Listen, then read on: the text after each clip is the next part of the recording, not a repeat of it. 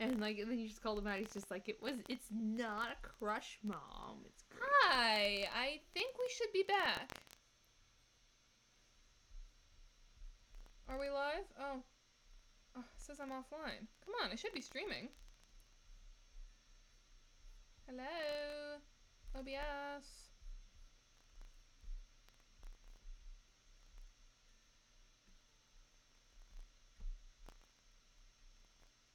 OBS? It says I'm streaming. Oh.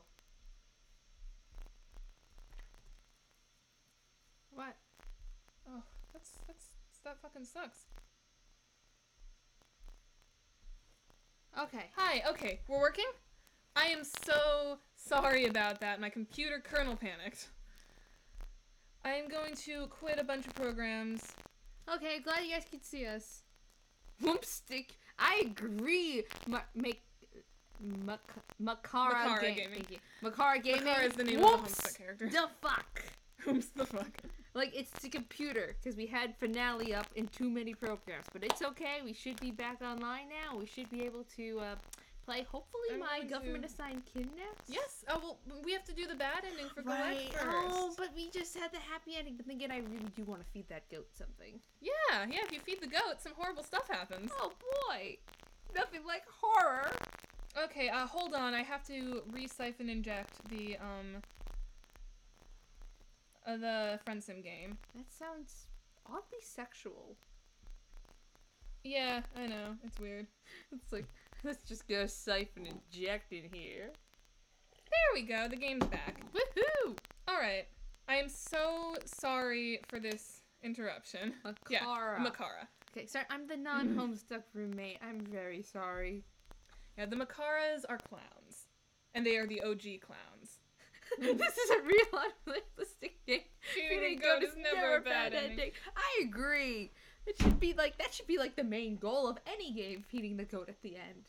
Alright, so, yeah, first I'm gonna send my link to a guy who, he's a friend of mine who's like an actually pretty well-known streamer, and he promised me that he would watch my stream. So I want to send that. I want to send him my stream link, because that would be really cool. That's my wait.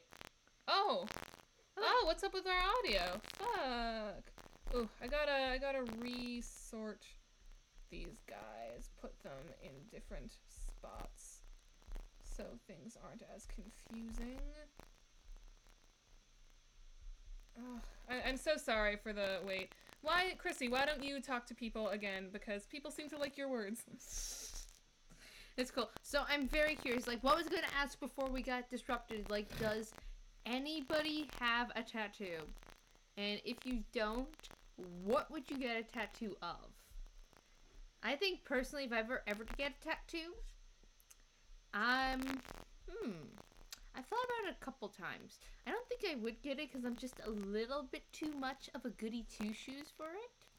I think if I were to get one, it would,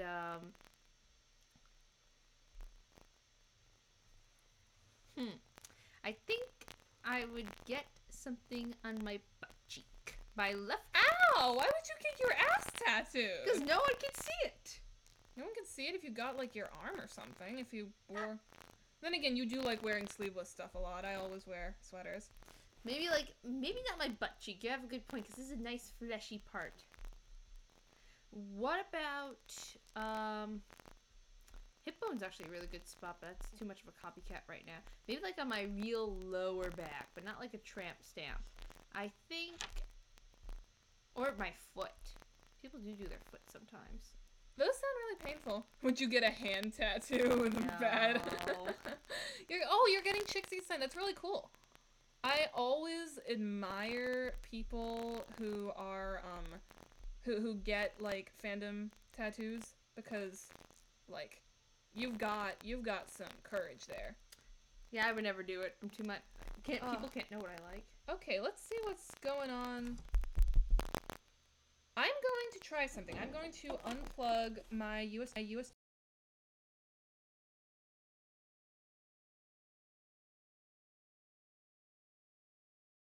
There we go. I got like the Galekh Does that thing. audio sound better? You get a spade or a gem. Cool. Oh, you get that sign. Oh, yo, it's you. Anyone else here from the fan dub?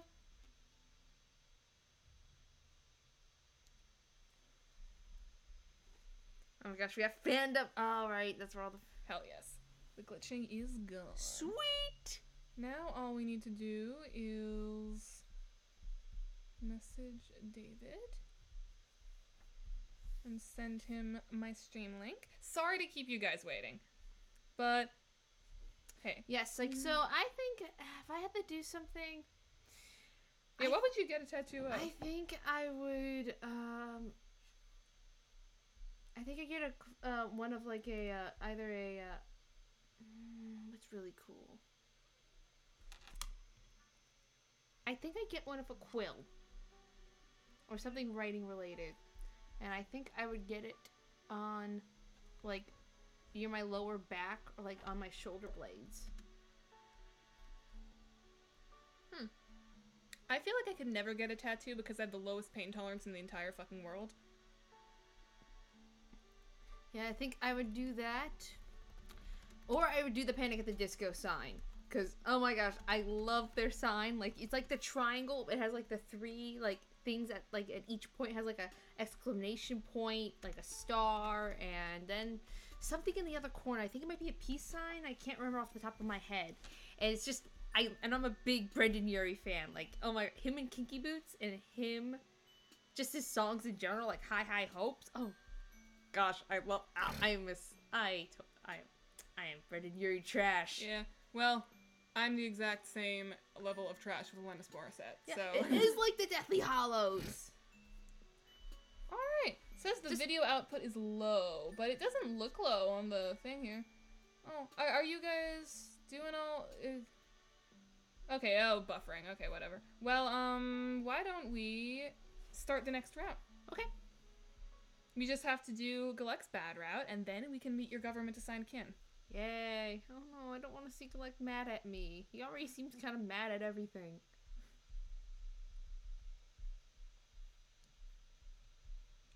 Yeet. Blah, blah, blah. Feed the beast. Oh no. As much fun as it is to get monologued at, you opt for a change in pace and ask Galekh if his goat is a good boy. If you call breaking into my book hive and eating important chapters of my manuscript good, then yes. It is in the pre-novel phase. If you were wondering, it's more of an experiential word rumpus. He's the best. To be fair, raising and providing for me also makes his presence in my life a net positive. Aw. How old is Galekh? He seems old. 8, 9 sweeps maybe? He's probably like college age. Okay. Honestly, all these people, I sort of headcanon them between 18 and 21, and 21 is when we get shipped off. He sighs when you say it, a mix of frustrated and fond. You pull an apple-adjacent fruit from your hoodie pouch. You never know when you might have to spend the day hiding in an alley, so pocket snacks that don't make you puke are extremely useful. You offer it to the Lucis and he uses his teeth and tongue to pull it to him through a hole in the gate. Nice. You don't have to have a crisis about whether or not you should let him into the room, because once he's swallowed his snack, he trots back down the hallway. You mosey over toward Galekh, plop back down in the chair, and let him know you're ready to get this fact exchange party started. You wonder to yourself what kind of information actually exists about aliens, you mean humans, on Alternia. The fact that you've started to think of yourself as the alien is mostly fine, you figure. It's what all the trolls vibe with, but which is what you're all about in the end. But it could be cool, maybe, to hear about the history of humankind from their perspective. You've been curious, and if anyone would know, it'd be this fucking nerd. So you ask. There's absolutely nothing I've read. There's absolutely nothing. I've read all kinds of reports on other alien races, of course. I can pull those for you if you would like. If what you are after are bloody accounts of the destruction of entire species or painstakingly detailed logbooks of resources taken from various planetary systems by our forces, the economics involved would probably go over your nug bone. As for your species, I can confidently say there is no recorded history of your kind in Alternia. Which I guess is good, seeing as we have not been taken over yet. Yeah, the Condis would trash our asses. Oh, absolutely. If it existed, I would know about it. Oh. Wow. So, you're the first of your kind to visit, huh? You flex again and brag that maybe it's the secret to why everyone is so hot for your friendship, but even Galekh can tell you're not really feeling it. If you say so, are you some kind of high blood equivalent back home? Is that why you're so friendable here? Supposedly friendable, I still have yet to feel the impulse. What is your planet's system of government and where do you fit in? What are your main off-world exports? What were some defining moments in your species' development? Have you formed any bonds here that you would say fit your planet's equivalent of the quadrant system? If so, with whom? You're not ready to take the space SAT. You're too busy trying to sort out the idea that you're the literal only option for him to learn any of this shit. The only one of your kind around. You feel like the frame surrounding your life is shifted, like everything around you zoomed out to the widest angle, with you a tiny speck in the corner, invisible to the naked eye. Whew, maybe you should sit down. Ah, fuck. You were already sitting down. Maybe you should lie down. You crawl onto the floor, which Galekh probably won't like, but you're too busy having an existential crisis to care. God damn it, that's a lie too. You definitely still care what he thinks of you. It isn't the first time you felt overwhelmed by your situation since you've landed. It isn't even the 100th, honestly. It's just that you kind of always had a back pocket assumption that there'd be some way out of this. Sure, you're having fun making friends and allies, assembling a new wardrobe, and picking up weird survival skills. It just hadn't quite hit you that this might be all there was left for you. For real. Aww. Is this floor wriggling another alien friendship ritual I do not grasp the allure of?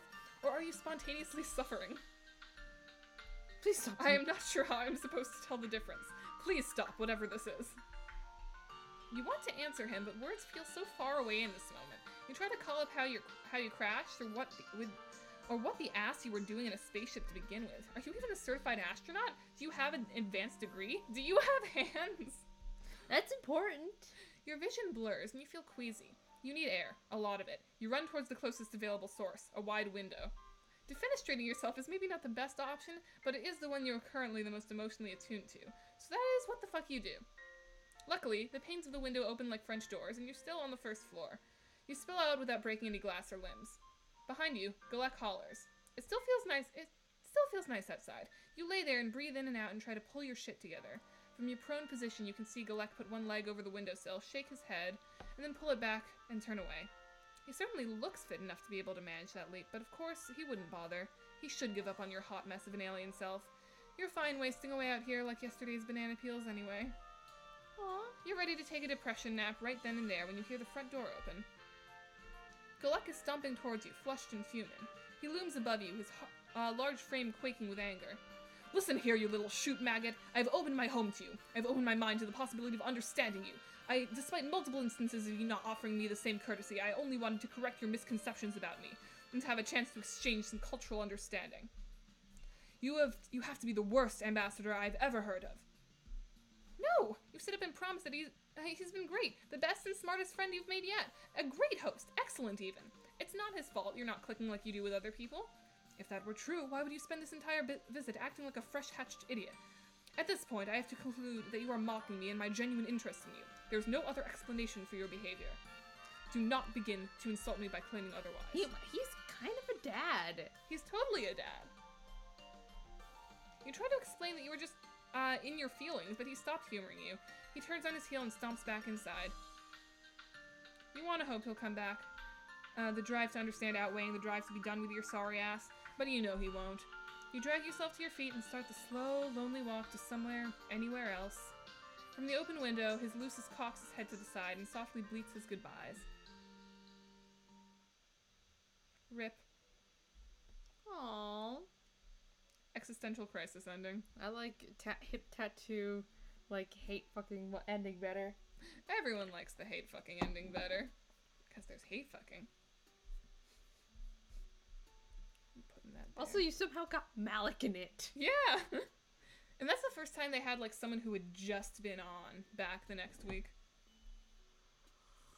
I bet they got the idea of be like, yo, Troll Eda gets a tattoo, and they're just like, oh, yes. We have to go with this. Where are we going? Oh! It's time for your government-assigned kin. Thank you. Blah, blah, friendship, blah. Ah, yes. We are starting with Stelsa Sociat, aka you. Yay. So, I do her voice? Yes. Okay. Okay, so it turns out stealing a car was easily one of your better impulse decisions. Oh, you know this song. Not a female troll. She might have kids or maybe a dog. The premise isn't clear. I like it when songs just tell you what the show's about. She practices the law, she wears a pink coat, and probably does some other shit too. Like this, yes. Hey. Hey. Hey. Oh my god. Yeah, I don't remember the rest of the words that James Roach wrote. Wait, troll hearts are sensitive and Malik. Oh yeah, yeah. Malik's probably constantly horny from his horn piercing. Candy corn sensitive? You'll find that out in this route. What, are you trying to touch her horns? I don't Yeah, wanna... pretty much. Why? I don't want to know. You'll find out. You've gotten accustomed enough to its weird insides by now that the squishiness doesn't much faze you anymore. Ew! It still feels like the warm stomach of some giant creature. But you actually find it kind of comforting. You can just let yourself get enveloped by the seat while the autopilot does its thing. Getting ferried through the streets of Alternia with your feet up on the dash sure beats endlessly pounding the pavement. Sometimes you even throw Sarava's stream on your phone if you really want to get a chill vibe going. You're surprised that you haven't been caught yet. Dastardly carjacker that you are, but maybe you're just a better thief than you always thought. A possible career change to look into when, if you ever get back to Earth. The downside is it's a little difficult for you to further your goal of gathering even more friendship from the inside of the vehicle, so you'd park the scuttle buggy and expose yourself to the menaces of the outside world once more. You're in what looks like some sort of residential neighborhood. It isn't as nice as the Blue Blood neighborhoods as you've seen, but still nice enough for most of the apartment complexes to have imposed locked front gates and security drones. But of course, you can't take a leisurely stroll in Alternia without something terrible happening. You weren't out here for very long before it starts raining. Shit, damn, and fuck. You ditched the umbrella Torona had given you since it was as heavy as a goddamn club, and now you're super regretting it. Which one's Torona? Baby. Teal baby. Ah, they gave us an umbrella. Remember you were in jail, and it was raining outside, and yeah. Right. Oh, right, and the rain's acid. Yeah. Running for shelter is all you can do, so you make a mad dash for one of the building awnings, huddling uncomfortably underneath it. The rain doesn't let up. You'll have to move soon. The security drones are beginning to look like they're planning on taking a few shots at you for loitering. You need to make a decision, and fast. You don't want to melt, so you want this one. There's no way you're getting into any of these without a passcode, but wait! You think you see someone coming your way. Perhaps they'll be your knight in shining armor. So what you're telling me is that my appointment is cancelled. You're still some distance away, but she's looking right at you. You point at yourself questioningly, thinking she might be talking to you, but then you realize she's wearing a Bluetooth headset. Jeremy used to be so on the ball. Remember the time he gave me a full-pronged beautifying procedure right after that high blood ripped his arm off? But now he can't bounce back from one little thresher in the abdominal sausages. What happened? That boy is losing his touch. Looks like she's coming back from a jog, if the running shorts are anything to go by. If she's at all bothered by the acid glancing off her skin, sending dozens of little firecracker sparks in their wake, she isn't showing it. She seems much more preoccupied by the harried conversation she's having on the phone. Most importantly, she's power walking to the entrance of this building, which must mean she lives here. This is your chance! You shuffle along under the awning, pressing yourself close to the side of the building, bug-like. You sort of wished she'd encountered you earlier when you were dodging rain like a rad action hero. Now you look sort of cowardly and pathetic. Perfect. But the drones. Oh, never mind. Especially compared to her. She's striding along like absolutely nothing's gonna get in the way of whatever business she's got going on, let alone a few paltry explosions. Actually, she's so focused on her call that she doesn't notice you until you're standing right next to her. Such an inconvenience! You can fully expect that I will be taking my business elsewhere from now. Oh my, what do we have here? She transitions from hanging up the call to talking to you so quickly that it makes your head spin. Take this down. Strange little hornless creature parked in front of home, very puny and scared looking. Can only be the alien everyone has been talking about. Such an opportunity can't go to waste now, can it? You're confused again, looking around to see who she might be talking to, but there's nobody else. Here, maybe she's dictating notes to her phone? Look at what we can't. Look at you. We can't have you wandering around outside like this, darling, can we? Aren't you ravishing? Do give me the name of your stylist. So good to meet you. Here's my card. The name Stelsa... Says yet. The name Stelsa says yet. Auto-terrorizer. Auto-terrorizer in training for the Altarian Empire. Nice to meet you. Let's walk and talk. You didn't realize that borrowed hoodie was that impressive of a look, but okay. She produces a business card with one hand and inputs some numbers into a panel with the other. You take the card. It's a struggle to process what she's saying and respond to her questions, and introduce yourself, all while experiencing the verbal equivalent of getting hit by a truck. How is it possible to talk so fast without getting in a breath? You can barely get in a word edgewise. Stelsa continues chattering away as she steps inside and waves for you to follow her into the apartment building's elevator. You do. So tell me, do you run any businesses on your planet? If you do, I would be more than happy to offer my services. They are very efficient and affordable, I can assure you. All your legal and financial documents will be checked over in no time. I'll make sure everything is running at tip-top shape. I'm so happy to run into you. Ever since Zizi told me she met you, I've been asking her to introduce me. It's so very important for a professional to continue growing her network, especially intergalactically, don't you agree? She's still busying herself with her phone while talking to you, texting on its tiny keyboard now. The name ZZ doesn't ring any bells. You flip through the Rolodex in your brain, trying to remember. Have you really made so many friends you're beginning to forget their names? You're a little impressed with yourself. It feels like only yesterday you were crawling around in the basement of a murderess and getting stabbed in the shin with a screwdriver. Just a single friend to your name. Good times. You've come so far since then. It brings a single sentimental tear to your eye. I mean, when isn't a good time where you have a screwdriver in your knee? Like, probably giving you, like, what's that rust disease? Tetanus. Tetanus, yes. Troll tetanus. Troll tetanus. Probably makes your limbs fall off instantly. Probably makes your, like, limbs turn into candy corn colors. Oh, dear God. Like, your limbs turn horns. into horns. Like, walking, like, yeah, there goes. You really walking around pretty horny. Hey, we never saw Tizia's true body shape. I wonder if she's thin. Tizia's is probably, like, a stick, a noodle. Oh, Tizia's has no muscle mass whatsoever. Like, I absolutely agree. Or fat. Or anything. I don't think they eat. Probably just drink water. Yeah, exactly. She just drinks water and forgets to eat and forgets to sleep and just worries about the government. That sounds so much like you! Exactly! Wait, Stelsa's own name finally starts to register. You've heard it before. This is Tizia's mate sprit, so she must be talking about Tizia's. Murderesses at stabbing. Very fascinating stuff, I'm sure. Yes, I'm referring to my darling Tizia's, of course. You're both at the door to her hive. She unlocks it, letting you both in. This is my room. Okay. Come in. Welcome to Chez To make yourself at home, can I get you anything? Water, grub cake, my rate sheet? I would love to continue our chat while I am a little less sweaty. Also, acid wreaks absolute havoc on the skin. You know how it is. I'll just jump into the ablution trap for a minute. Ablution trap. Ablution. It sounds like a blue, like beluga whale or balloon, like.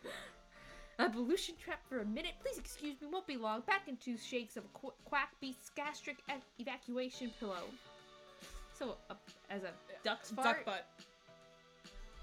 Oh, like a tail wagging. Yeah. I get it. Okay. 2 shakes of a duck's tail, except troll. Actually, you wouldn't know how it is, considering that a bucket load of acid falling on you would leave you either very injured or very dead, and she's already gone. You're a little relieved. It's not that Stelsa isn't friendly. She's plenty friendly. She just approaches friendship in a way that makes you feel a little like a line on her to-do list that she's in a hurry to check off. Or, well, she seems like she wants you as some sort of work contact, not a friend. But that's okay. You've worn many hats in the pursuit of friendship. Clown cultist, impromptu shush papper, murder accomplice, business associate is one of the tamer ones on the list. What's a shush papper? What you did to Polipa. It's like to keep someone from getting too anxious. I see. It's yes. the Moirel thing. Ah, yes. So we're just pretty much still all our friends already in college. Be like, shh. It's so like I have a 10-page paper the due in 5 minutes. Now that you no longer have to keep up with her mile-a-minute conversation, you can take a proper look around her hive. You're not sure what's more perturbing, the sheer amount of pink that's accosting your eyeballs, or the fact that everything is so painstakingly organized. It's making you a little uncomfortable. Like you merely standing here is disrupting the careful order of the room. Can we please appreciate that flower there? I don't know if you guys can see in the stream, but like that flower is the same flower that's like the flaming chili flower in Smash Bros. And I'm very it's pleased. It's the Mario Fire flower. Please tell me. I didn't even catch that the first time. Please tell me you guys play Mario and have used this flower. And if you play Smash, what is your main? I will fight you. I'm very good at Smash. Well, we can play now that we have a Wii. We do have a Wii. I recently set up our Wii in the apartment. I have the old Wii Smash because I'm a nerd. Very excited. Okay, what's the next thing? Her shelves are crammed full of books, all neatly arranged according to topic, with each topic displayed on a little label on each shelf. She also has a lot of posters featuring motivational slogans underneath striking nature photography. The only normal-looking spot in the hive is a coffee table with a mismatch of personal belongings piled on top of it. Books, papers, a jacket. You think that might be a mug? None of those items strike you as being particularly Stelsa's style. The overall effect is that of a very pink, very neat office cubicle. You almost feel like you should start chugging mediocre coffee and complaining about how much you hate Mondays. So sorry to have kept you waiting. Wow, how's my voice? I think it's good. Excellent. Yeah. Nicely high-pitched. I always imagine her as very high-pitched, but whenever I go high-pitched, it's like either nasally or it's really young. Right. I can go higher. Streamers, what do you think? Is it alright? Should I go a little higher? Actually, honestly, I don't know how to stream Smash through the Wii. I mean, we can find out. But yeah, what do you think of her voice? Also, Makara Gaming, excellent main. I'm a Kirby girl. They like the voice. Thank you. It's my first time. Stelsa reemerges, her hair wrapped in a towel.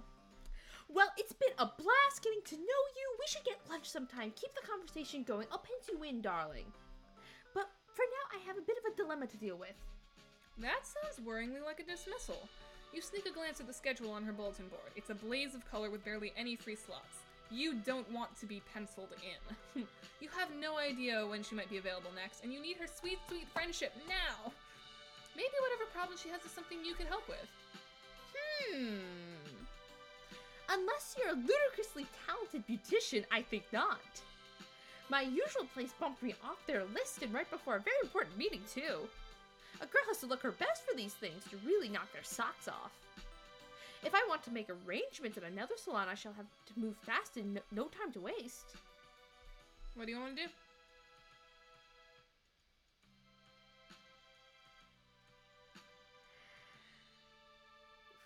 Let's do beautician. You have absolutely no professional beauty experience, but Sarava did give you that crash course in crafting great looks. Stelsa is probably after a vibe that's a little less moisture wave, but you're sure you can whip something up. Oof. Moisture wave. You tell her that you'll help her get ready instead, right here in her hive. Ooh! How nice of you! I've never had a house call before. Let's do this. She leads you into the next room, rubbing her hair dry as she goes. Oh gosh, that is painfully pink. Yeah, and that's what she sleeps in. This crazy fucking raccoon right there. That's her bed? Yes. I mean, they all have slime beds, but that one's like crazy. How so? It's got like a. It's not like a. She has to use steps to get to it. Yeah, it's a weirder slime bed than the others. I think at least. Ew, it looks like an upside down turnip. Or an onion. Yeah, it does. She leads you into the next room, rubbing her hair dry as she goes. There's a raccoon in one corner and a vanity in the other, with an array of poofs, brushes, and other mysterious implements spread out on its surface. Some of them are disturbingly pointy. Oh well, you sure you'll be able to figure out what they're all for when you start using them? Oh no, we're gonna touch her horns. It's gonna go bad. Yeah. I already know what's gonna happen. Stelsa takes a seat in the chair in front of the vanity, folding her hands primly in her lap.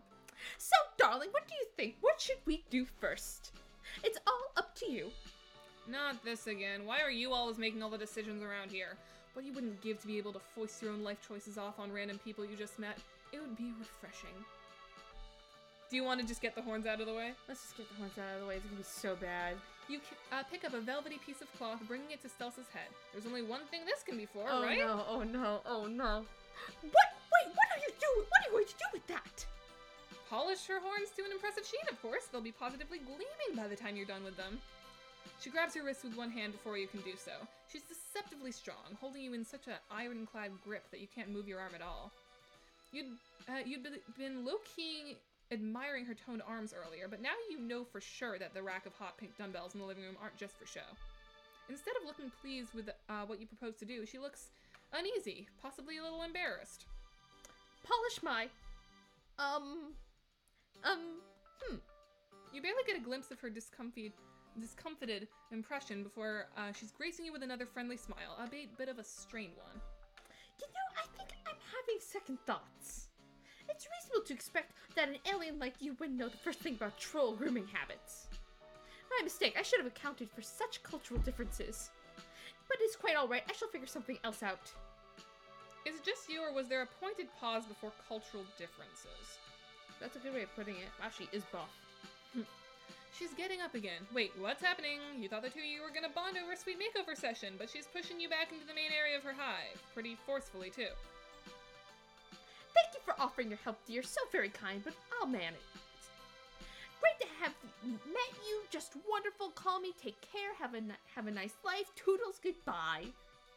She shoots you another lovely yet very clearly fake smile and shoves you out the door. You'll be able to wait out the rain just fine in this hallway, but being sprawled out on your ass on Stelsa's welcome mat all by your lonesome just isn't the same as hanging out with a new friend. Oh, game over. Yes. Seems like she considered it for a second. Toodles! I like her. It's fun. She's totally you. I totally talk like this too. It's really bad. And I am ripped. Yep.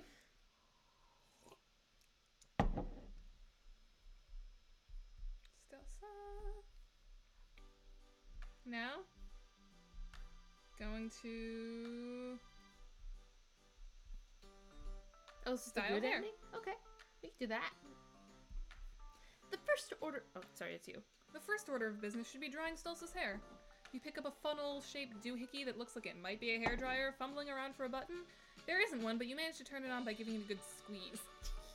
The mouth of the funnel opens up wide, emitting a hot blast of air along with a hoarse animal yell. You think you might actually see teeth inside.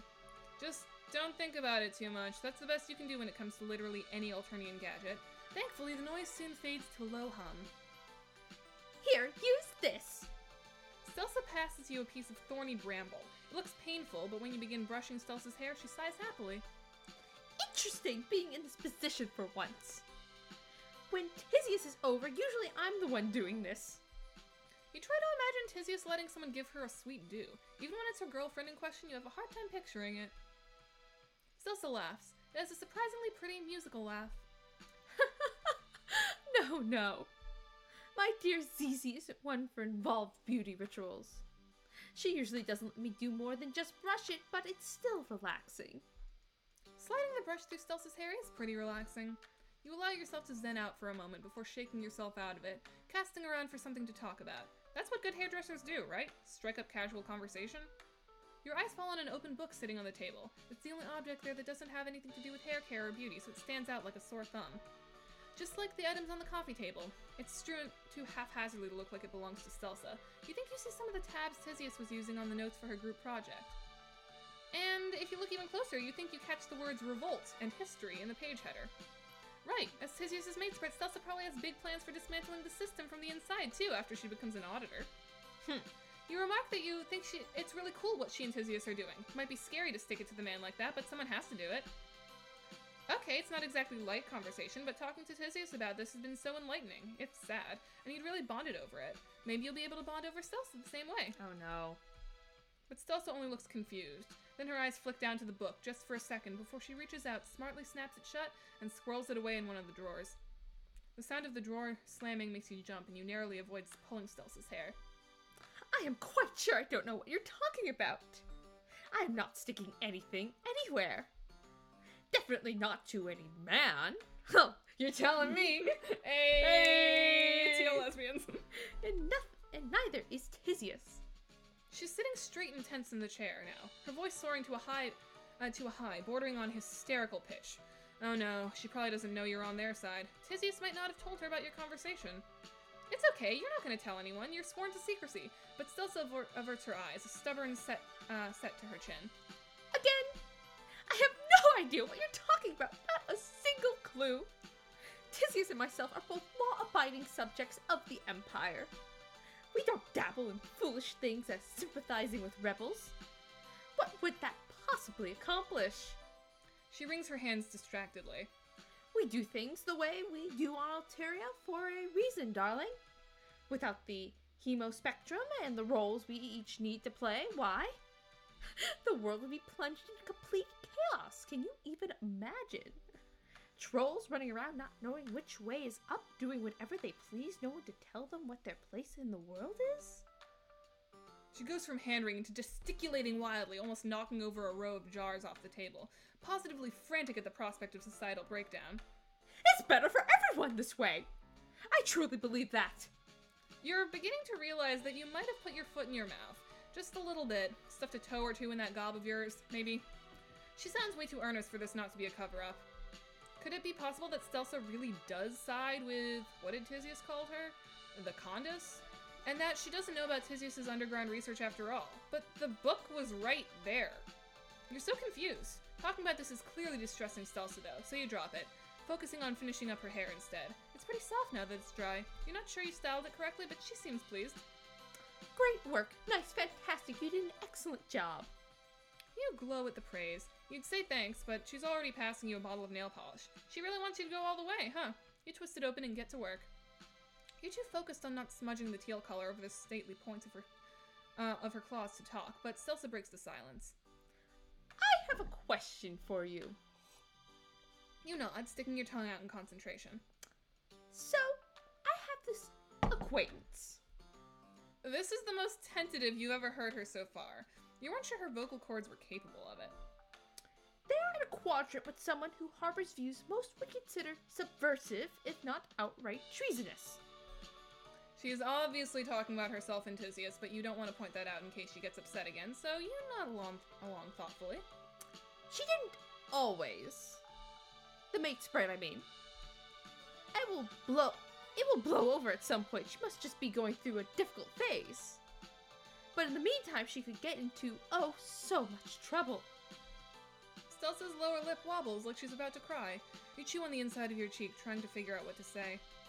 Talking to Tisius very much did not leave you with the impression it was a phase. She sounded pretty serious. Does Stelsa's friend have any idea that this is going on? She looks at the drawer. So do you. Nope. You resist the urge to massage your temples. No idea at all? Absolutely not. Alright, okay, you can do this. A good first step might be for her friend to face up to the issue, you know, if there's a chance they have the tiniest inkling about what might be happening, so the two of them can talk about it. Talk about it? Yeah? You're no expert, but open discussion probably helps with relationship problems quite a bit. Plus, you ruminate to yourself. The more you think about it, the less it seems that Tisius leaving her controversial book out like that was an accident. It was right in front of Stelsa's chair, after all. Maybe Tisius wanted Stelsa to see it. You'd slicked the last bit of color onto Stelsa's pinky claw a while ago, but you're both too wrapped up in the conversation to suggest you move on to something else. She lets the polish dry while the two of you continue to talk. But my friend does not agree with her mate sprite's sentiments. Discussing it would just cause unnecessary friction, wouldn't it? Maybe, but even so, addressing the issue is probably better than pretending it isn't there. Besides, quadrant mates can, coexist regardless of differing beliefs, right? Yeah, you don't sound convincing even to yourself, but the platitudes seem to comfort Stelsa somewhat. Maybe you're right.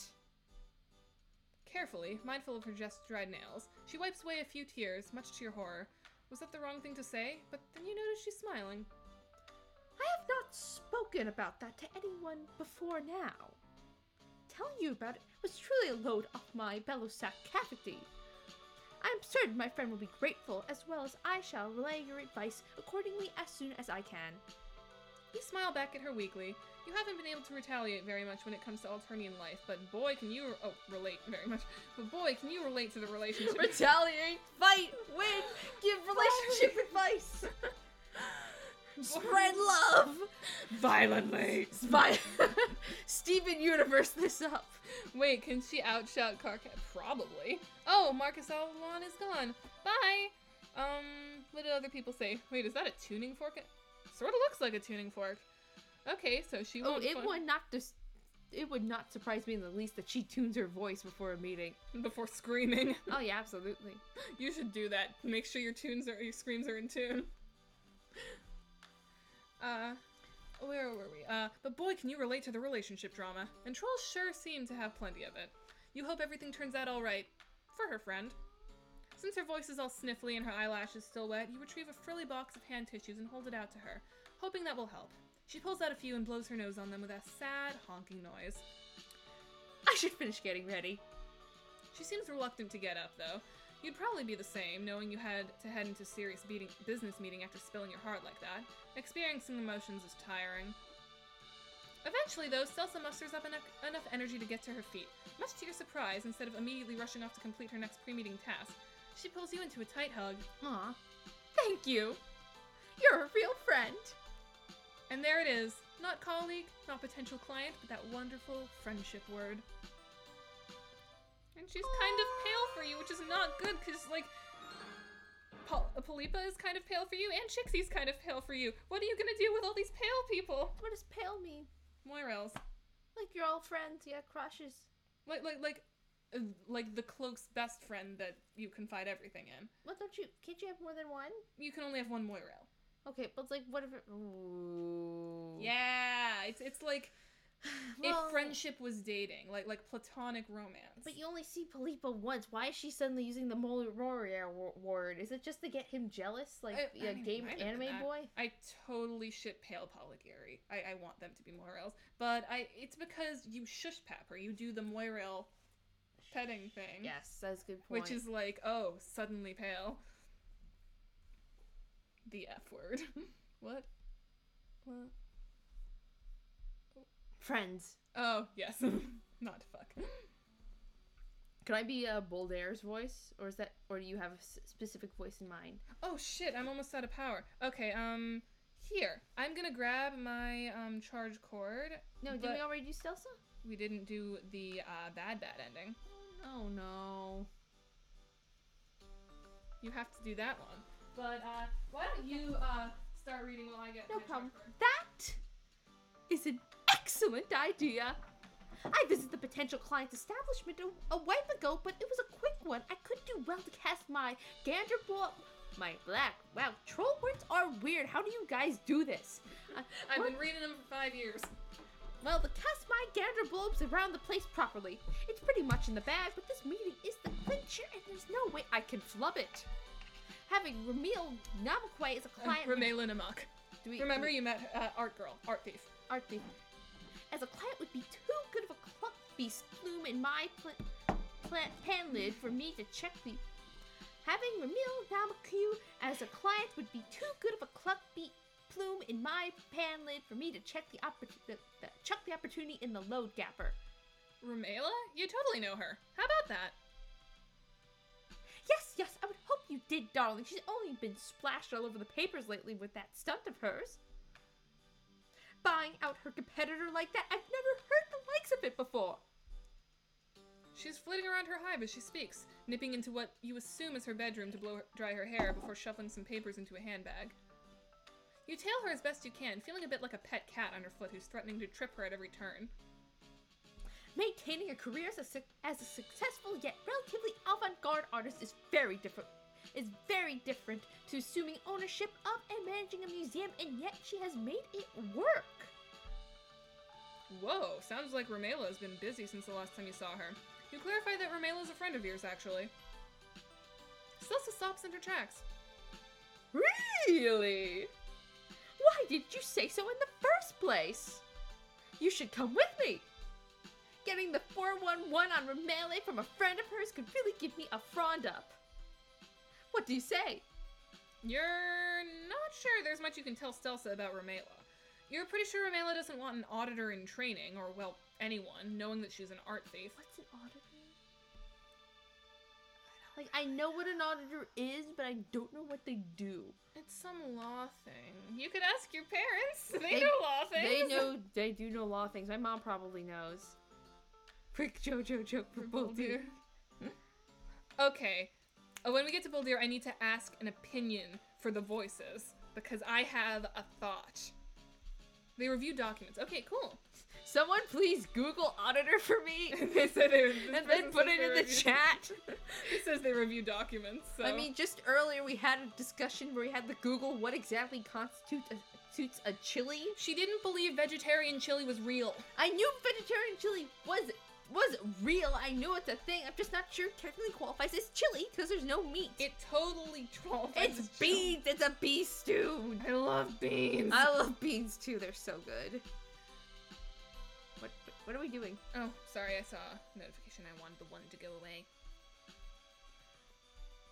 But why not? There has to be some old stray info about Ramela knocking around in the old noggin that might come in useful. Am I gonna go? Marvelous. What were you gonna say?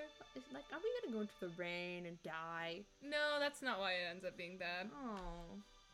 Come on, you can tell me on the way. She takes your hand and pulls you out the door. You offer Stelsa a ride in your totally not stolen scuttle buggy. It's still raining, but she shields you both with an umbrella that's almost as big as you are as you walk to where it's parked. You get in, put on some tunes for the road, and head off. Once you're on your way, that is a crappy car. Well, you stole it. You don't really have a choice. You're on your way, you admit to Stelsa that most of your and Ramela's conversations just involve her bouncing ideas off you for her webcomic, but you're still happy to answer any questions she might have about Ramela's overall deal. You're expecting her to be disappointed, but her eyes practically light up. What a privilege! To be completely truthful, I'm quite the fan. I have been following her webcomic for a while. She admits this kind of sheepishly. Does she think that liking comics is embarrassing? It's like Homestuck. Ramela is Andrew Hussey. Yes, she's not Andrew Hussey. Of course not. Hello. Okay, maybe a little. It seems irresponsible to spend time on something as flippant as a comic on the internet when I have so much other business to attend to. Lots of irons in the fire over here. Achievements don't achieve themselves, you know. Irons in the fire. That's a direct Homestuck reference, by the way. It's Lol. like the thing that Vriska says, that she's got too many irons in the fire. I swear everything can be related back to Vriska, can't it? Because Vriska's like the most important character in Homestuck. Is Vriska pretty much God? Vriska, like, everything comes from Vriska? Yes, every problem was either caused by Vriska or fixed by Vriska. I like this. Or caused by Vriska because she wanted to be the one to fix it. Nice. Maybe, but hobbies and downtime are important too. You never feel more rested than after you've let yourself do absolutely nothing but enjoy a good comic. I wonder what they possibly could be relating to. MC hasn't read Homestuck yet. That is hilarious as hell. MC reads Homestuck at the end. You'll see. It's an experience. Oh, yes. In this one? No, not this one. Oh, in the other one. The end of the entire game. What? She looks at you blankly. You know, rest. Oh, I always make sure to get enough recuperation every day. No concerns there, to be sure. What you're talking about is a bit different from getting enough sleep, but you try with a different tack. Why is she taking this job with Ramela, anyway? Isn't she busy enough with her training? Well, sure, I have that internship with the Alturian government as well, but there can never be enough experience under one's belt. You're beginning to see what the problem is. You get the feeling that Stelsa might be a bit of a workaholic. Just vaguely. Has she ever considered... You're so involved in trying to convince Stelsa of the merits of getting her chill on that you don't realize that there's anything wrong. Not until Stelsa lets out a screech that almost bursts your eardrums. Fiddlesticks, we can't go this way! There's road work happening here! The Scuttle Buddy must be operating with an outdated map! Switch to manual and turn us around quick! The road work Stelsa's referring to is a bridge with a do not enter sign hastily put up. Beyond the sign, the bridge is peppered with enormous holes. Some look big enough for the entire car to fall through easily. What are you waiting for? Hurry! Well, there's one small problem. You can't drive. Oh, fudge nuggets! Stelsa presses a few buttons, switching the controls to manual. You grab the wheel, turning it wildly, your only goal to make sure you don't drive onto the death bridge. You probably should have paid attention to the steep slope curving away from the road. You both yell as the scuttle buggy neumes downward at full tilt. Miraculously, it doesn't tip, but it does slam into a power line, sending the two of you lurching forward. This is bad. If it wasn't for the unnerving lung-like airbags that inflate in front of you, you would have shot out the front window. Anxiously, you ask if Stelsa's okay. Ooh, she looks worse for wear. Stelsa doesn't seem too concerned about whether she's injured or not. She's making a futile attempt to push the airbags out of the way so she can get out of the car. There's no way we will make my meeting on time now. And I look an absolute mess. She's right. Her hair, which was all gentle, soft tufts before, is sticking up in all directions, and her glasses have smashed in the collision. Why did I think this was a good idea? I should have just walked. Thanks for nothing. The car might have survived the crash, but if Stelsa's cranky expression is anything to go by, your budding friendship with her wasn't as lucky. Rip.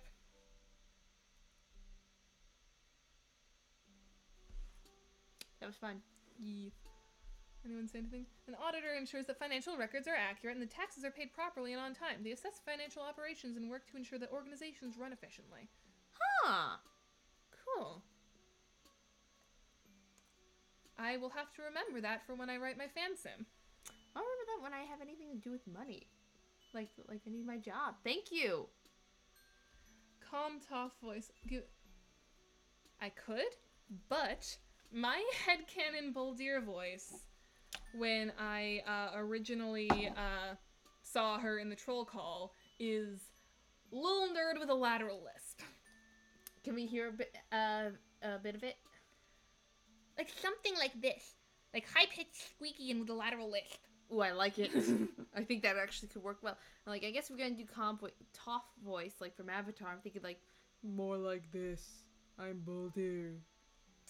Wait, why would It's it nice be deep? to meet you. I don't know. Why would her voice be deep? She's like a child. Oh, it's a woman? Yeah, she's like really light and whispery. I thought it was a man. I'm sorry. what does Makara Gaming think of my thing?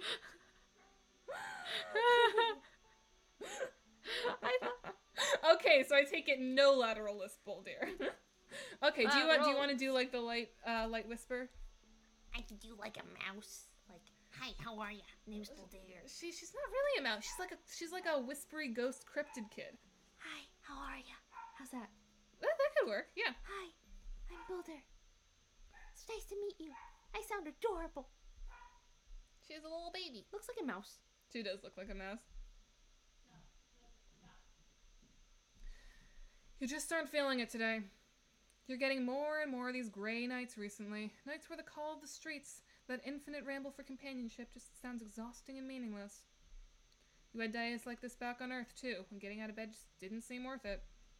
The sun is just beginning to slip under the horizon, and usually this would be the sign to rise and shine. Or rise and dark. But all you've managed to do so far this evening is make yourself some coffee.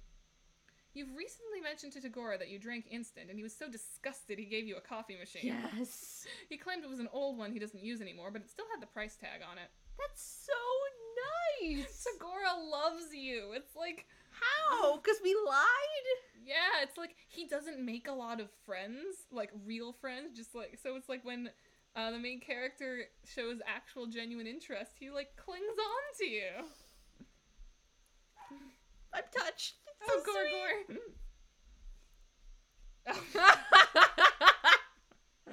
What does Makara Gaming say? Gaming, you're my favorite. Thank you for like always like being like I say something and be like, wait, I need to take it back. I'm saying it, wait, I need to take it back. Wait, I'm curious. Hold on one second. I wanna see No, if you're David gonna make us crash again. I wanna see if David saw my message. God darn it. Gosh darn it. I don't think he did. He'll look at it later. Well, he can't see the stream later, but thanks. Clearly Chrissy likes you. On the table sits a palm husk Conil had taken off a dead kid, especially for you, and cradled in your hand is a mug Skyla sent. Looks like she painted it herself. There's a white blob on the side you think is supposed to be Lady. Aw. You're even wearing the hoodie Mallet gave you to cut the evening chill. Here you all wrapped up in the warm embraces of your friend's goodwill, safe and sound, but deep inside you festers something, a gnawing existential dissatisfaction, that classic Angst, the philosophers wrote about. Your palm husk chimes and you pick it up lazily. Yes, all the philosophers, Panic at Disco, Fall Out Boy, every My Chemical Romance song, the great philosophers of our time. What? Another rando trying to slide into your DMs? Sorry, folks, you just don't have time for that anymore. You are a friendship connoisseur, a sommelier of the rarest amicable vintages. You unlock the screen to find a message. Psst. I'm not certain that this line is secure. Actually, I'm positive that it isn't, but I'm risking contact because it's imperative that we speak. I'm sending you rendezvous coordinates. If you wouldn't mind coming anytime after the sun has set. Psst, I realize that this is unorthodox, but please believe me when I tell you that this is not a trick or a trap. I have important information regarding your place on Alternia. You attempt to reply to the message, but there isn't a cursor or anywhere to input text. In fact, there doesn't even appear to be a messenger app open on your phone. It's just a random text box floating in the void. You barely have a chance to read it all the way through before it vanishes and Google Maps opens with an address already programmed in. It's close enough to walk to, which is great, because using your stolen scuttle buggy still makes you a little nervous. You swallow the rest of your coffee and grab your shoes. You have shoes and no pants? Yeah! That's a look. Wouldn't you rather have shoes? Like, if you could never wear shoes again or never wear pants again, wouldn't you rather never wear shoes again? I mean, like, with Like, shoes, it's like you can look where you're going. You keep it, like, with, like, pants areas, like, you need, there's some areas that need protection. Like the bottoms of your feet. Like, Like, yeah, would but you really want to walk through the alien wilderness not wearing shoes? But there's, I highly doubt there's any gynecologists in that world either. Alex said he's big. It covers your crotch area. What if it's not? What if he was like, what? He's a pretty scrawny dude. True. He's an IT guy. You think he's chugging protein shakes anytime soon? No, he's taller than MC, though. All the trolls are taller than MC, so all the borrowed clothing covers the crotch. That's the important part. I think. I don't know, maybe, like, if I got a dress, then it'd be okay. Well, you had a dress for a But while. chafing. Ugh. Leg chafing. Your GPS leads you to a shop you recognize. It's the cafe from your weird sort of date with Linnea. It's not too crowded at this time of day. The usual studying crowd doesn't appear to be here. A couple of trolls are sitting around sharing pots of tea. Fool! Fucking idiot! I explicitly stated I wanted Essence of Dayglow, not whatever this garbage is! Oh, you know this person! It really has been a minute, hasn't it? Ardata stands in front of the counter, shouting at the cash register. Whatever automated system runs this shop has apparently gotten her order wrong. What are you looking at? This is absolutely none of your... Oh. It's you. Ardata swiftly covers up her surprise, examining a perfectly shaped nail. You look different. Better? Let's not exaggerate. I like her. I simply meant you look less like toxic waste and more like a run-of-the-grain grinder garbage. You tell Ardata that it's good to see her too. Man, this really takes you back. You'd been so simple back then, so unevolved. You were laser-focused on a single desire, friendship. Now, well, you still like friends. You really do, but you also have, like, a car and a sweatshirt with somebody's sign on it. You've moved up in the world. Fascinating. Oh, by the way, is she the one who summoned you here? Summoned? You? You must be joking! I haven't spared a single solitary thought for you since you dragged your wretched carcass out of my hive. Absently, you push your hands into the pockets of your hoodie. Something crinkles between your fingers, and you pull out a folded piece of notebook paper. Okay, this definitely hadn't been there when you'd left your hive. You passed a couple people in the street, but you definitely don't remember any of them getting close enough to slip something into your pocket. Huh. It only says 2 words. Outback. Oh, man, should you go? You want to go. Yes. Let's be real here. If you were ever going to refuse a suspicious invitation, you would have done it by now. You would have even drawn the line at vehicle theft or murder church or anime club. You can't resist a social engagement. Your tragic flaw. Okay, I guess. Enjoy yourself. You head back through a beaded curtain, half expecting an alarm to ring. How do they keep people from just robbing stores here? Are there, like, lasers and shit? Probably. You emerge. It's beautiful. You emerge into a tiny little back garden. None of the plants here are the ones you recognize from Earth, but it's still nice. You cross a bridge over a slow-flowing stream and find yourself looking down at a spiral path that blooms into a tight, dizzying spiral. Maybe you're supposed to walk across it and ponder your place in the universe? Your contemplation would be inevitably cut off before it hits its climax, because someone is sitting at the center of the spiral. She is a small, compact shape with her hair cut short and choppy around her chin, wearing a shapeless white dress, really more of a robe. Psst, I've been waiting for you. Thanks for coming. She speaks in a stage whisper, low and full of air, but still loud enough to hear across the path. You pick your way carefully across the spiral, making sure not to mess any of it up, treading only inside the lines. The girl gives you a small, secretive smile. My name's Boldir. You ask her if this is her garden. Does she live here? It's nice, but it's not exactly out of the elements. Actually, looks like there's some storm clouds rolling in. You're probably gonna get rain soon. Oh yeah, my recuperation coon is over there under that tree. She smiles again, and you can't tell if she's messing around. In fact, she's entirely unreadable, like her face is totally reflective surface and all. You're seeing how all you're seeing is the cloudy sky in the garden. You can't tell how she feels about you at all. Would you like to sit down? Inside the circle, or... She looks around like she's only just realizing she's at the center of a complicated geometric pattern. It doesn't matter. I only wanted to see if you would follow the path of trample through it. But you did neither. You forged your own way while taking care to preserve that which has come before. You ask her what that means. Maybe nothing. I'm not sure. The wind tosses her hair and the clouds chase each other across the sky. If the rain comes, it'll come soon. Boldir continues to look at you and you shift awkwardly and shiver, pushing your hands into your hoodie. This is different than any other friend meetup you've had. Even with the others who purposely sought you out, there is a serenity to Boldir that all the rest lack. Or maybe that's just this zen as fuck garden getting to you. You try to remember what Boldir said to you in the message she somehow managed to make appear on your phone. Sorry. And then immediately self-immolate. That she has some information for you about your place on Eternia or some shit like that? Did I say that? I guess I did. I suppose I wanted a chance to talk to you a bit before the end. I was starting to feel a little... jealous, maybe?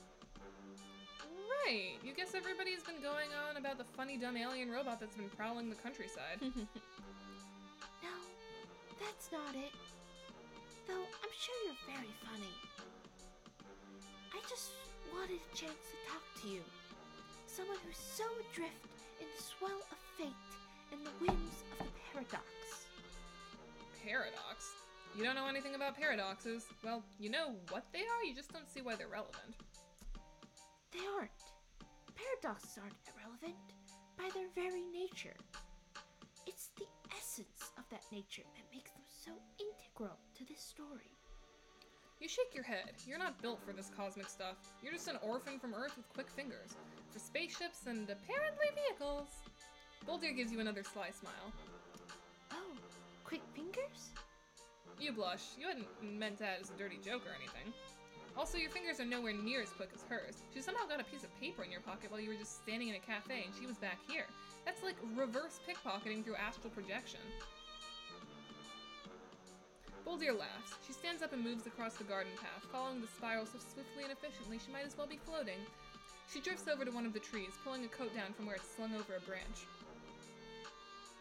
It covers her from chin to ankles, coming together to form an olive green symbol on her chest that looks like a question mark without the dot. A broad-brimmed hat finishes out the ensemble. She's adorable. She's a cinnamon roll. She's a little cryptid cinnamon roll. Well, I can't teach you astral projection, but pickpocketing is actually quite simple. Would you care to learn? Ideally, we need a third person to act as the mark, but I think we can make it work. More crime, huh? I'm curious to see if it's the Green Mage. This sentence is false. Looks like my views have gone down a little bit. Whatever. Where were we? Yeah. Let's do crime. Let's do crime. We want to do crime. This whole mess started with the theft of a spaceship, and if Boldir is right about all that fate horse shit, then it was supposed to happen, so maybe we'll lean into it. Perfect. The first and most important aspect of the art of pickpocketing is staying unobtrusive. You think about mentioning that walking around in a great big coat and floppy hat is not the most unobtrusive thing you've ever seen, but you aren't the expert here.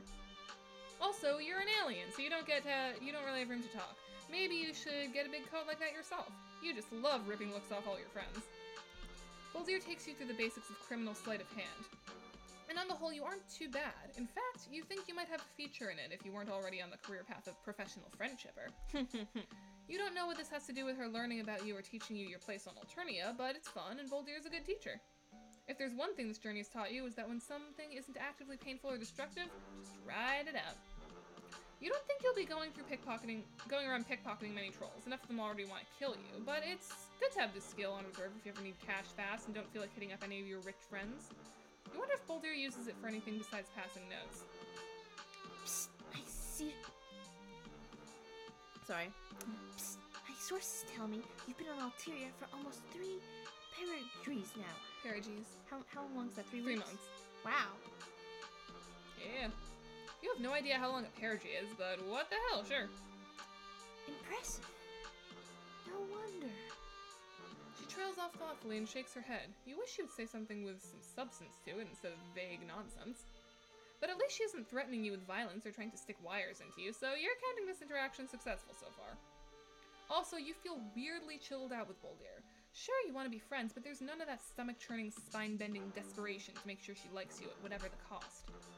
You feel more awake than you have in weeks. Man, you gotta learn to pickpocket in a garden behind a cafe more often if this is what it does to your stress levels. Want to get something to eat? Or maybe just coffee? Because that's what they serve here. Sure, you could use another caffeinated beverage on top of the other caffeinated beverage you had earlier. Why not? You'll sleep when you're dead. If only. Oof. You follow her out of the garden and back into the cafe. Who is this now? Yet another friend? Oh, Ardata, you're still here. Of course I am, fool. You were back there for about 10 minutes. 10 minutes? Wow, it felt like way longer than that. Guess you underestimated the power of a good training montage. You introduce Ardata to Boldir with the cheerful earnestness of someone who's forgotten the systematic classism of the planet in which they currently reside. Ardata stops you with an aristocratic sneer. Stop, before I have to stop you myself. I have absolutely no desire to mix with these so low on the social ladder. What in the world could she have to offer me? You shrug. You're not sure. Maybe friendship? You know, friendships between people of different castes are possible. You've seen them happen. Regardless, you feel bad for exposing your newest friend to the vaguely nonsensical abuses of your oldest. You turn back to Boldir to apologize and find her gazing coolly at Ardata like she could do it all night. There's none of the fear or reverence or false obedience you've seen under Lower Blood's display of blues. Instead, Boldir looks at Ardata like she's a bug. Worse, a pebble that she would love to kick out of the way. Psst, nice to meet you in person, Miss Carmia. I hear your GrubTube channel has been losing subscribers recently. I wonder why that is. Blue hits Ardata's cheeks in an angry flush. I'm currently on hiatus. The old garbage was getting tired. I have so many imitators that my own content is starting to seem derivative. She gives one of her maniacal laughs, but it's a little less robust than usual. Man, the wild tundra of internet fame really is a stark and arid background. In fact, I have a new feature in the works as we speak. She holds up a little vial she'd been haggling with the cash register over earlier. Poison. I think the best and most expedient process would be to dose my featured guest's food and then hide the antidote somewhere in my hive. Unless you have another idea? She smiles, sly and mean. Ooh. Boldir smiles back, just as vicious. This is great. Have fun with that. While Boldir talks, her eyes start flicking from you to Ardata and then down. Again and again. You, Ardata, down. It takes a couple of go-arounds before you realize what she's telling you. She keeps looking down to your hands, which are stuck in your hoodie pocket, exactly where you found the note Boldir slipped you. Ardata is carrying a bag that looks expensive and extremely goth, as you can see where the vial of poison sticking out. Oh man, you know what you have to do. When a group comes into the shop and pushes past the three of you, you move in on Ardata and slip a hand into her bag, palming the smooth, cold vial. She gives you a weird look, like, why are you suddenly all up on me, peon? But she doesn't notice the theft. I suppose I'll be going now. And if I were you, I'd be more mindful of who I choose to associate myself with in the future. You say bye to her, feeling the tiniest bit guilty, but she's planning to use this poison to do murder theater in her prison basement, so you don't feel that bad. Take care now. Ardata leaves, and Boldir takes an inquisitive step closer. Psst. Show me. You open your hand to display the spoils, flushed with criminal euphoria. Oh hell no. You grabbed the wrong fucking vial. This one's blue, not red. You grabbed the antidote, not the poison. God, you honestly thought you were moving past these kinds of cock-ups. Oh. Damn. Well, at least you have antidote now. You never know when one of those might come in handy. Oh, She sways forward and clutches her neck. For one confused second, you think she's doing an impression of someone who might need an antidote. Then she falls to her knees. You dart forward and catch her before she can totally eat it. She's heavier than she looks. Compact muscle and a coat full of ungodly number of weapons. She's like 4 guns in here, what the hell?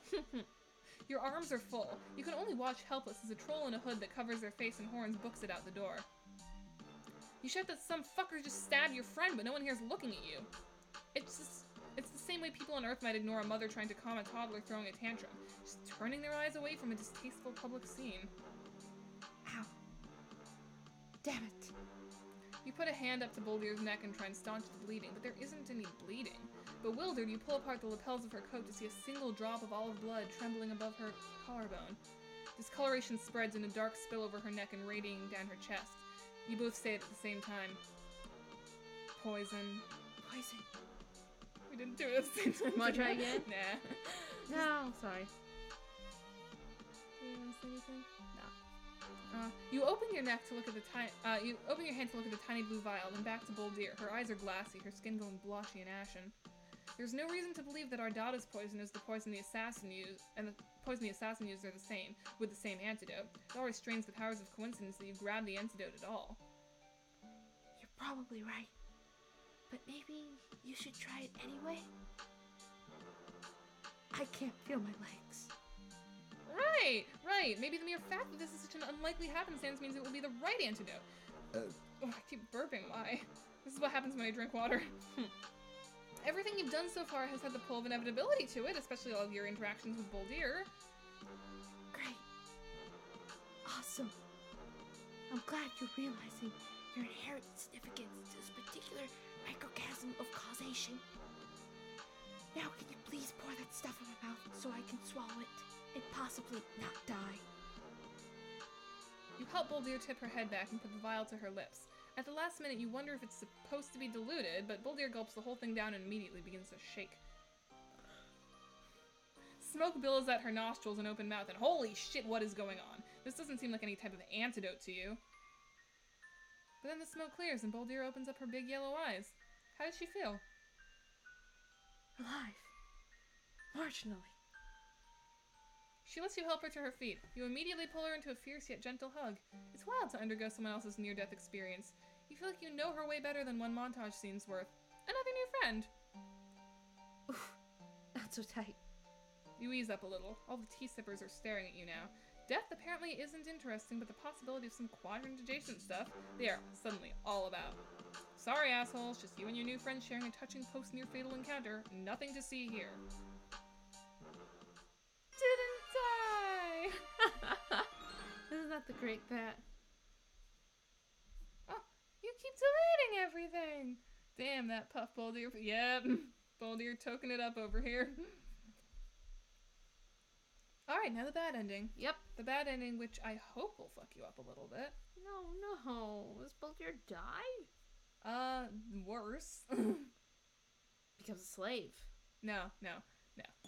It's some existential crisis stuff. It leads up to volume 17. Okay, last one, guys. Yeah. Last one, and then we'll be gone until next week.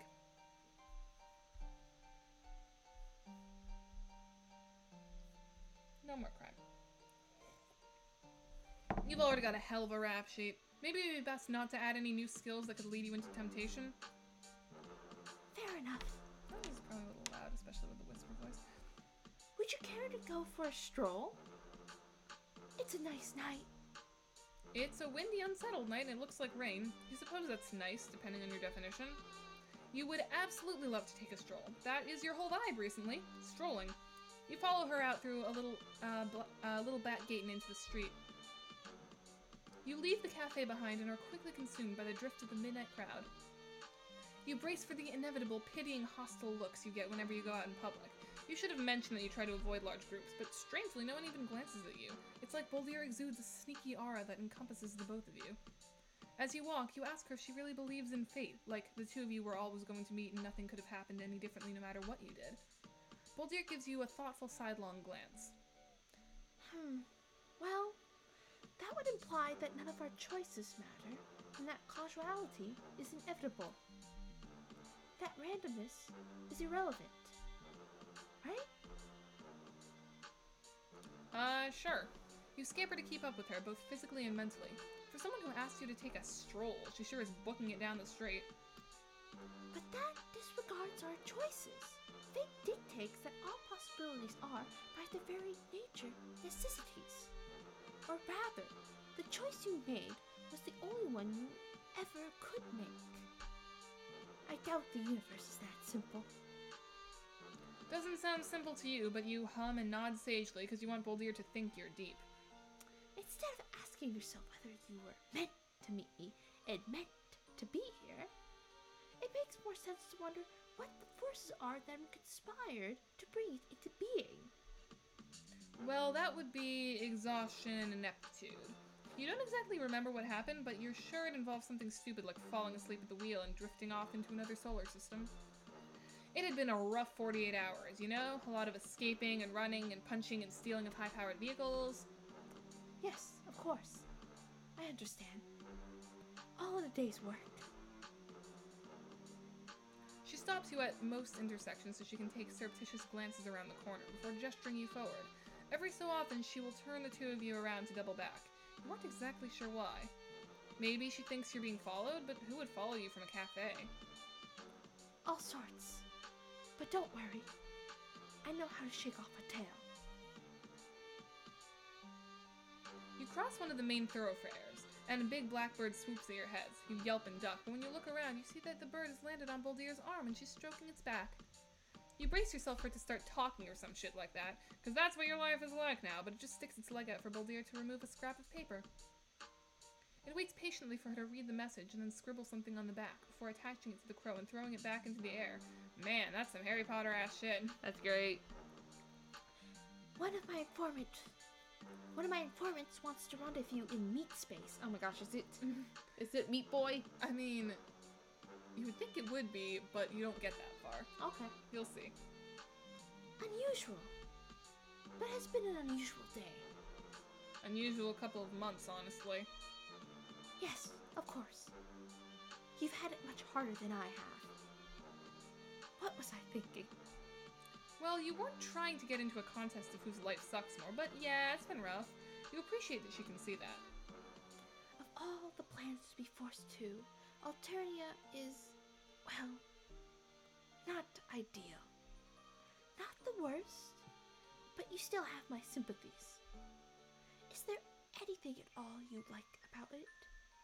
What, Alternia? Well, you're kind of digging this whole night is day thing. You're from a diurnal species, but you've always been a bit of a night owl. Also, not to brag, but you've made some seriously cool friends. Yes, I've been following your exploits. Your friendship acquisition procedures are really quite impressive. Aw, now you're blushing. Aww. You ask Boldir how she knows that much about your exploits, because it's only pretty recently that you've had any sort of real social media presence. You suppose she could have a Gorgle alert like Malik did, but... Quick, around here. Ooh. Boldir leads you into a deserted lot between two buildings. There's nothing here except some broken bottles and a pile of old rubber tires. She leaves you behind the tire pile to keep watch, although she's probably just doing it to get you out of the way, which, fair. Then she heads out into the center of the lot, presumably to wait for her contact. You sit here twiddling your thumbs, trying to suppress the desire to pull out your phone. That doesn't seem very covert ops.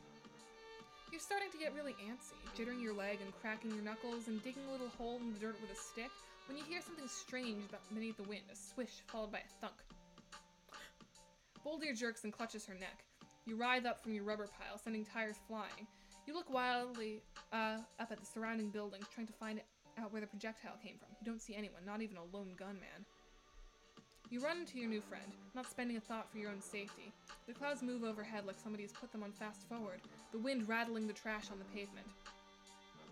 By the time you reach Boldir, she's begun to twitch in hard spasms. One look at the blotchy stain spreading across her neck, there's no doubt. You both say it at the same time. Poison. Sort of Represent. You fall to your knees beside her. Oh God, what are you supposed to do? You don't know anything about poison or first aid or anything else useful. God, why are you such a fucking waste of space? You could have been gaining some life skills instead of just loafing around like a complete idiot. You... Stop. Don't. There isn't time. This stuff acts fast. Boldir takes hard, gasping breaths between each word. Her eyes are going cloudy. She makes a desperate grab for your hands. Listen. For the first time, her voice rises above a whisper. Her grip is surprisingly strong. You tell her to save her strength, but she shakes her head so hard her hat falls off. It's not important. I'm not important. This is I'm even not. sadder. Sorry. I'm not important. It's even sadder. You tell her to stop being dramatic. Of course she's important. I'm not being dramatic. Well, maybe a little, because I'm dying. But still, remember what I said about fate. Fuck fate. You don't want anything to do with it if this is the kind of shit it's gonna pull on you. So many of your friends have died because of you. Because of your incredible inability to... The world twists and stutters. Your guts are a record, and that record is skipping. For a moment, you're sure that whoever that poison-shooting bastard is, he shot you too. But then your vision clears and you feel the rain on the back of your neck. The world rolling back to you in waves of color and sound. The dark sky splits open on a fault line of lightning. Boldir's hand goes limp in your own. With shaking fingers, you reach out to touch her motionless cheek. Fuck. Fuck! Not again! Why? An uncontrollable wave of despair washes over you. As you look down at the corpse of this girl you barely know. Where are all of these feelings coming from? There's honestly too many of them. Why are they...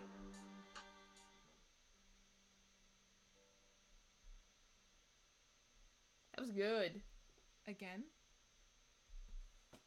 Must I do everything myself? A message from Doc Scratch. Yeah! Nice! Son, let's take the wheel. Okay, I think that's it. That is today's episode. Thank you all for coming. This has been a fun time. Yes. We will be doing this again next week. Next week we are going to be doing Marcy and Karako's route. And there will be lots of banter because, she gave Karako a name before his name came out. At 2 a.m. I was talking about how everybody, the new episode is going to be a clown that nobody knows the name of. And she was like...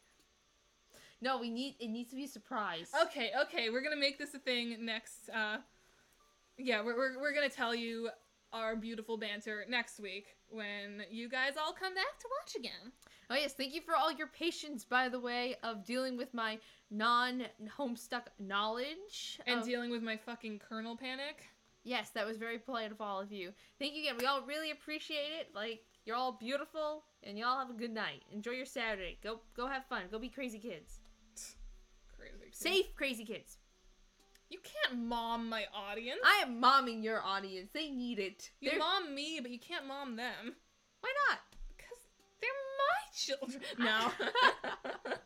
Nah, I can't be trusted with children. All right, we will see you all next week. Bye.